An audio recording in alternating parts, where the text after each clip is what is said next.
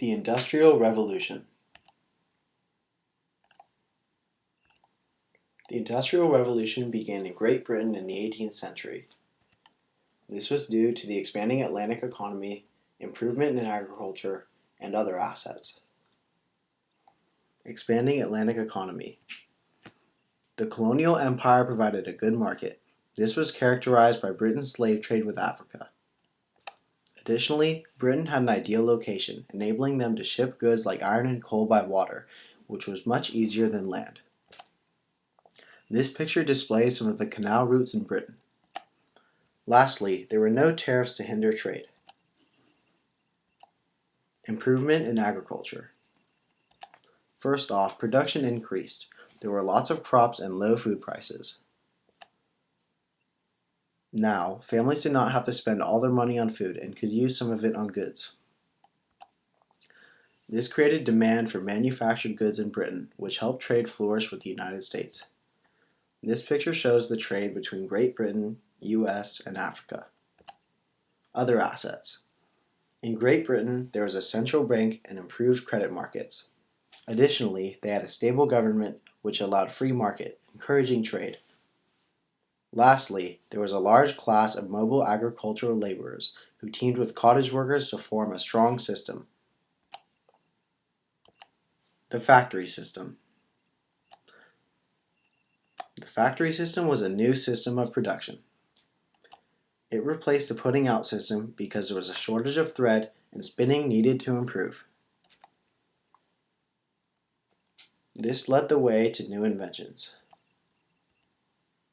The first of these inventions was the spinning jenny. The spinning jenny was invented by James Hargreaves. The spinning jenny was more productive than traditional spinning. It spanned 6 to 24 spindles at once. It also spanned thin thread. The second major invention was the water frame. The water frame was invented by Richard Arkwright. It demanded water power and many workers because it spanned several hundred spindles, so it had to be used in factories. The water frame spanned strong thread. Benefits of inventions. Cotton goods were cheaper because of increased production. Additionally, clothing and body linen was available to all classes, not only the wealthy. On a small note, the wages of weavers rose. Consequences of the factory system.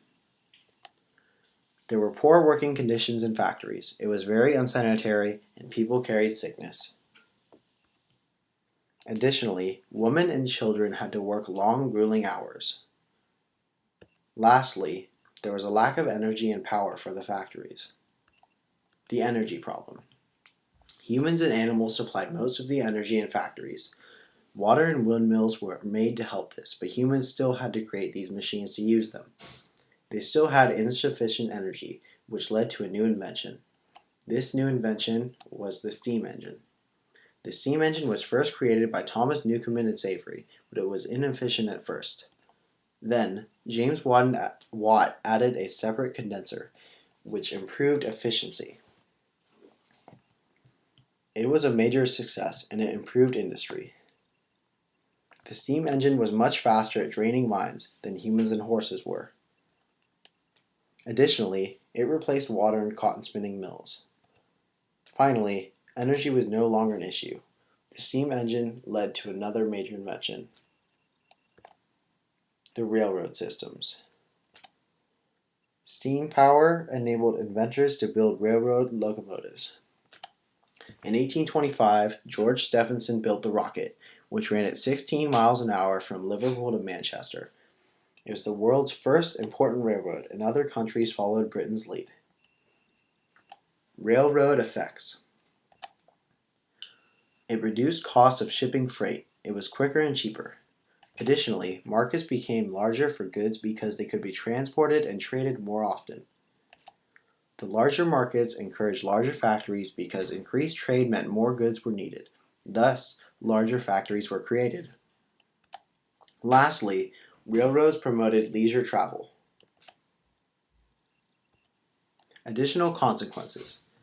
Railroads created high demand for labor among unskilled workers. Farm laborers and peasants left their villages to work on railroads. This led to the growth of the urban working class. The Great Exhibition. The Great Exhibition was held at Crystal Palace in England. It showcased and demonstrated possibilities of mass production. Other countries began to view Britain as the workshop of the world. Effects of booming economy in Great Britain. The gross national product, or GNP, quadrupled from 1780 to 1851. Additionally, population more than doubled in that time span. This concerned Thomas Malthus and David Ricardo. Malthus argued that population always grew faster than food supply. He thought the only way to limit this growth was prudential restraint, or marrying late to limit population. Malthus did not think this would happen. Ricardo proposed his iron law of wages, and he said that the pressure of population growth pushes wages to a subsistence level. Basically, this meant that wages would always be just high enough to keep workers from starving. In the long run, both were proved wrong. National economy change. Shown here is a chart displaying the per capita level of industrialization, based on an index value of 100, the per capita level of Great Britain in 1900. In 1750, countries were about even. Over time, Great Britain rose dramatically. After Great Britain, other countries like the United States, Belgium, and Germany followed their lead, but some did not. As you can see, there is much greater variation of industrialization between countries in the later years than the early years.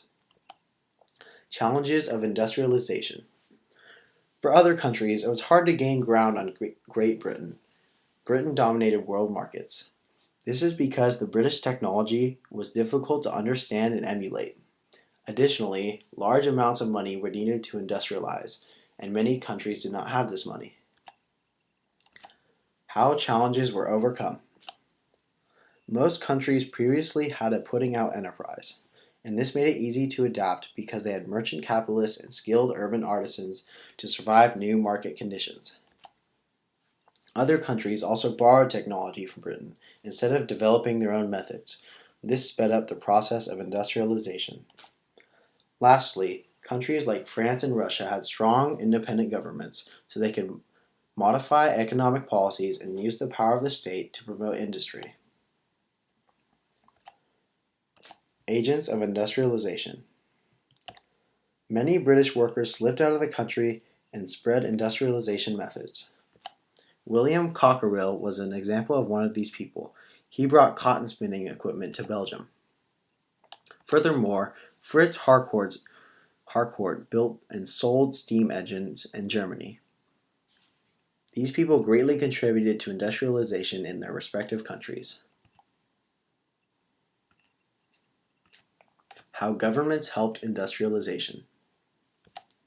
Some governments implemented tariff protection or putting high tariffs on imports. For example, France was flooded with cheaper and better British goods, so they used the tariff to protect the economy and gain money so they could industrialize.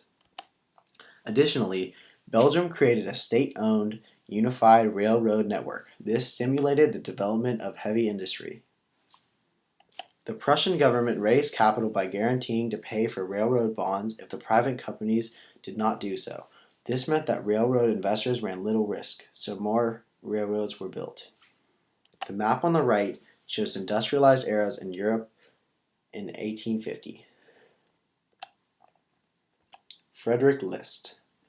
Frederick List was a dedicated nationalist, and he said the growth of modern industry was essential because manufacturing was the means to people's well-being and relieving poverty.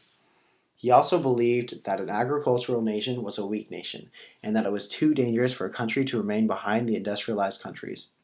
Thus, he believed that promoting industry was also defending the nation. Additionally, he supported the Zollverein to allow goods to move within Germany without tariff, while establishing a single tariff against other nations. He also promoted a high protective tariff to encourage infant industries to challenge against British ones. List's economic nationalism was very popular. The role of banks in industrialization. Belgium took the lead and established banks and corporations with limited liability. Basically, a stockholder could lose their investment in the bank's original stock and not be penalized further. This reduced risk and attracted many shareholders. Banks also worked with governments to create railroads and companies in heavy industry. France followed the lead of Belgium, creating a bank of their own, the Crédit Mobilier of Paris. This was another limited liability corporation, as it used savings of thousands of small investors and resources of big ones. On the right is an example of a share in the Crédit Mobilier. Overall, the combined efforts of skilled workers, entrepreneurs, governments, and banks meshed and contributed to industrialize Europe. Thank you for watching.